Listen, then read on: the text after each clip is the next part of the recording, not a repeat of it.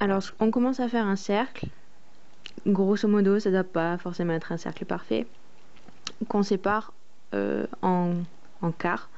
Donc voilà, on trace deux lignes comme ça. Donc ensuite, ce que j'ai fait, c'est que j'ai tracé une deuxième ligne qui est proche de la première, celle qui sépare le cercle en deux parts, là, comme ça.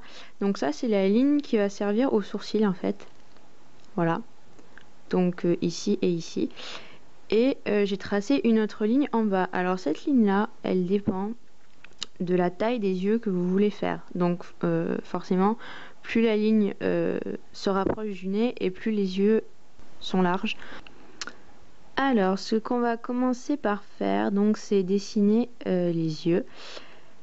Donc les yeux, chez les mangas, ils sont hyper c'est une espèce de mode quand le manga regarde qu'il ait l'air un peu innocent, un peu incrédule, donc ils les font souvent loucher, enfin pas loucher, mais les pupilles sont quand même relativement très proches et enfin c'est voilà. Donc pour l'autre côté, essayez de prendre la même distance, hop là, parce qu'il y en a qui, enfin, je sais que c'est difficile de faire un visage parfaitement symétrique, donc ce que vous faites, c'est que voilà, déjà vous prenez les points. Et au moins vous partez grosso modo du même voilà. Et si ça peut vous aider, vous faites pareil de l'autre côté, hein. Vous regardez à peu près, bon là vous avez grosso modo quoi, 3 mm, donc voilà, ici ça va s'arrêter à peu près là, et ici c'est un peu plus grand, on va dire 5 mm, donc puisque l'œil est en biais, donc ça va s'arrêter ici, voilà. J'ai oublié de vous dire, ne dessinez pas quand vous travaillez, évitez de donner des grands coups, enfin des coups de crayon hyper appuyés, parce que ça vraiment c'est juste la base. Donc après quand vous allez gommer, ça va vraiment être la galère si vous appuyez vraiment trop fort. Voilà. Voilà, donc là j'ai fait à peu près 2 yeux qui sont symétriques, voilà. Donc bon, ils vont avoir voilà à peu près cette taille là, donc comme je disais, ils sont compris entre ces deux lignes. J'ai laissé un tout petit peu de place parce qu'en fait là c'est juste la place pour le trait de la paupière qui vient comme ça, que vous pouvez prolonger ou fermer ici, ça dépend le genre que vous voulez faire. Moi voilà, je m'arrête ici. Donc là on a nos yeux. Chez les mangas, comme vous le savez, bon, les pupilles elles prennent vraiment toute la place, max, quasiment, il n'y a pas beaucoup de blanc.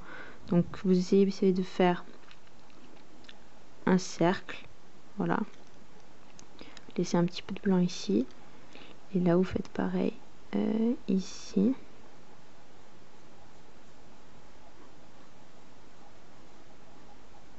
Donc voilà, donc voilà. Vous avez ça. Alors si vous voulez, vous pouvez dessiner les sourcils, mais légèrement, parce qu'en général les mangas ont des grandes franges, toujours des mèches, des trucs qui leur viennent devant les yeux. Donc si vous dessinez les sourcils et que vous commencez à dessiner et que vous commencez à faire des ombres avec votre crayon papier et que finalement vous vous rendez compte que les sourcils ils sont toujours là, il vaut peut-être mieux les ajouter à la fin. Donc là je le fais pour vous montrer, mais il vaut peut-être mieux les ajouter à la fin. Donc là après on va faire le nez. Alors le nez, vous choisissez soit, ça dépend je dirais de l'âge à peu près de votre manga. Plus il est jeune on va dire, et plus le nez se rapproche des yeux. Voilà, vous pourrez vérifier. En général les enfants ils ont le nez là, voilà, et plus le manga devient adulte et plus le nez descend. Donc moi je le fais en général juste au-dessus du cercle, voilà. C'est à peu près ici la ligne de... Alors pareil, il n'y a pas qu'une façon de dessiner les nez. Moi je suis pas trop fan du nez typique manga, genre juste un petit trait comme ça là. Donc je le ferai dans un tuto je pense. Mais autrement, 2 points comme ça et une petite ombre après au finissage, je trouve ça plus sympa quand même. Voilà, bon après bien sûr c'est comme vous voulez. Donc voilà, là j'ai juste fait 2 points légèrement étirés comme ça de part et d'autre de la ligne. Alors pour la bouche, voilà. Là c'est simple, vous prenez ce qui reste et vous prenez la moitié grosso modo. On va dire la moitié la plus proche du nez. Voilà. On va dire ce qui se rapproche le plus du nez. Et vous faites juste un petit trait. Voilà.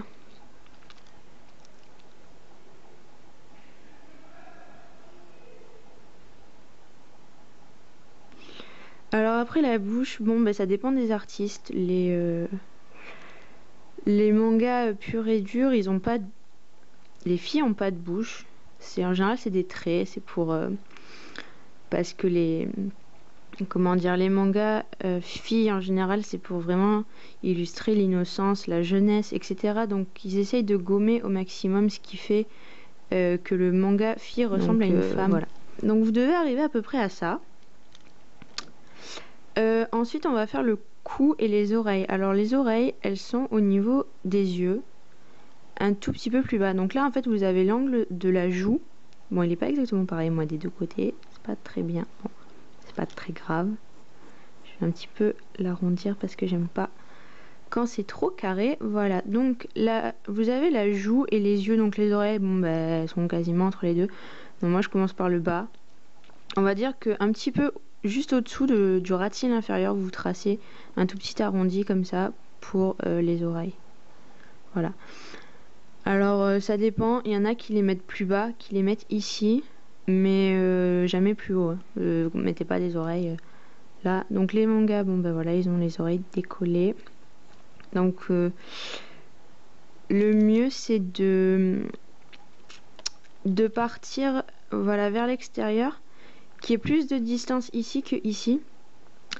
Parce que si vous faites l'oreille là, bon, les oreilles sont trop décollées. Et si vous les collez, bon, ben, on verra pas que c'est des oreilles. Donc il faut faire quelque chose qui part un petit peu comme ça et qui revient. Voilà, juste un petit truc. Et pareil, que ce soit à peu près la même chose des deux côtés. Voilà. Donc là, il y a des oreilles. Bon, ça je l'ai fait, mais c'est à titre indicatif. Parce qu'en général, les cheveux flottants, etc., ça va toujours venir cacher. Donc ensuite le cou, alors les mangas ils ont des coups, les membres, les jambes, les bras, les doigts, tout est très fin, beaucoup plus que dans la réalité. Donc le cou en fait partie. Donc le cou, vous prenez comme repère à peu près les bords de la lèvre. Le cou il ne doit jamais monter jusqu'aux joues et il ne doit pas non plus faire, c'est pas juste la colonne vertébrale. Donc ben, vous placez voilà, soit par rapport à la bouche, soit si vous n'avez pas fait de bouche ou si vous l'avez pas assez étiré, vous vous placez par rapport au sourcil ou à l'écart entre les yeux et vous le faites juste un peu plus grand. Donc là ça va donner à peu près ça. Voilà. Voilà. Donc là on a ça. Voilà. Donc là, vous devez avoir ça. Ce qui est très à la mode, c'est de dessiner alors la ligne comme ça, le creux dans le cou et tac, les os comme ça de la au-dessus de la poitrine. Donc voilà. Alors on doit à peu près obtenir ça. Donc maintenant, on va dessiner à l'intérieur des yeux. Donc ben, ça c'est libre à chacun. Voilà, le schéma habituel, c'est qu'on a toujours le petit rond de lumière et ensuite le rond plus foncé de la pupille. Donc bah, ça, vous le faites à peu près de la taille que vous voulez. Bon, moi, je vais vous en montrer un. Voilà. Alors, le blanc et la pupille, c'est pas symétrique, ça doit être pareil des deux côtés. Sinon, le manga, il va avoir l'air de loucher ou il va avoir l'air d'avoir les yeux... qui regardent chacun d'un côté opposé, donc ça va faire un peu bizarre.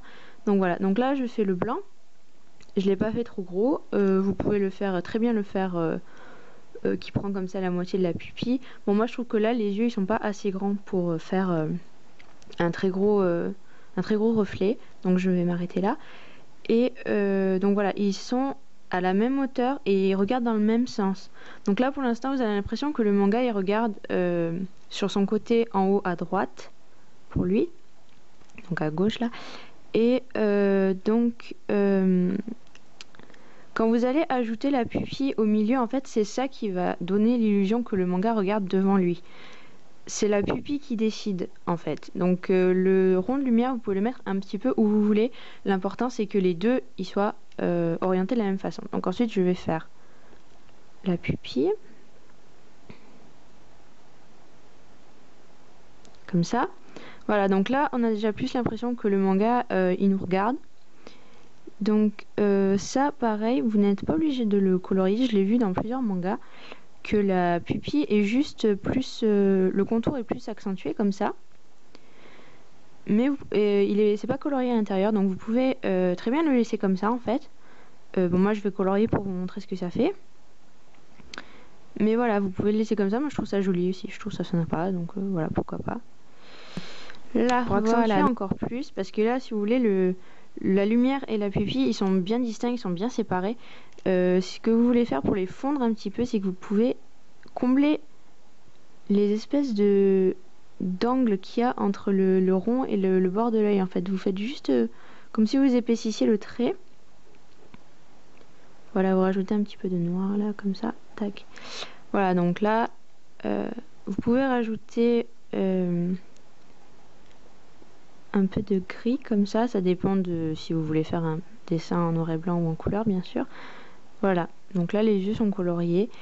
Vous pouvez faire un dégradé, donc en général on part du haut vers le bas, donc là vous appuyez un tout petit peu plus sur le crayon et quand vous arrivez à peu près au milieu de l'œil, vous laissez tomber, vous arrêtez d'appuyer.